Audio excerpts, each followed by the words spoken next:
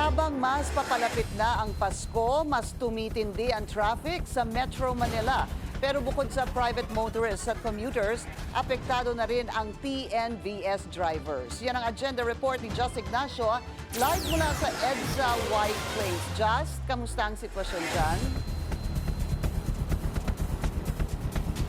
Pinky, alas 5 pa lang ng hapon, mabigat na ang daloy ng trapiko dito sa EDSA White Plains sa Quezon City. Kanina binaybay din natin ng aming team ang Marcos Highway, ang ilang mga TNVS drivers doon kahit daw maraming booking dahil Christmas season, umaaray pa rin dahil yan sa mas mabigat na daloy ng trapiko bunsod ng Christmas rush. Mga mall, tapos iba, mga may pinapuntahang Christmas party, ganun po. Dahil marami raw ang nagbubuk ngayon. Ang problema, sobrang traffic. Mas bumigat pa raw kasi ang daloy ng mga sasakyan ngayong holiday season dahil sa Christmas rush.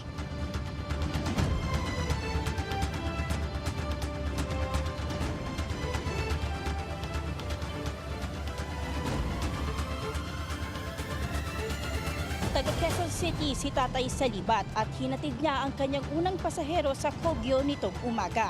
Sa Marcos Highway ang kanyang daan at matapos ihatid ang kanyang pasahero, doon pa rin ang kanyang daan pabalik. Pagpatak ng alas 12 nitong tanghali, huminto na raw muna siya sa Marcos Highway para mananghalian dahil traffic din naman. Kahapon, inumpisahan na ng MMDA ang pagpapatupad ng traffic intervention measures sa kahabaan ng Marcos Highway para maibsan ang mabigat na daloy ng trapiko.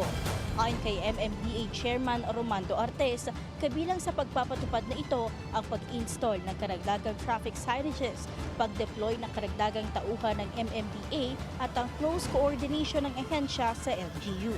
Sabi rin ng ahensya, napapalitan ng concrete barriers ng 20 plastic barrier, i-relocate rin ng U-turn slots at i-a-adjust ang traffic signal sa signalized intersection sa sumulong highway, Marcos Highway.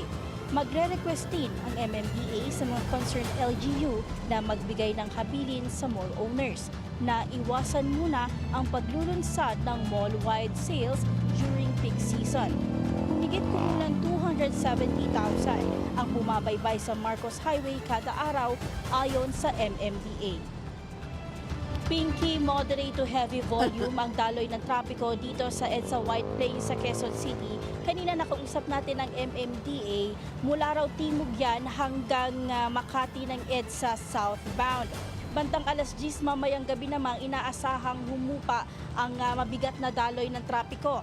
At kanina nga Pinky, sa gitna ng mabigat na daloy ng trapiko dito sa EDSA White Plains, ang kinatatayuan ko ngayon ay itong People Power Monument, ay nasaksihan din natin yung dalawang sasakyan na nagkagit-gitan. Agad namang rumisponde ang MMDA nang idulog natin ito sa ahensya. Pinky? Maraming salamat, Just Ignacio. Nag-uulat ang live mula sa EDSA White Plains.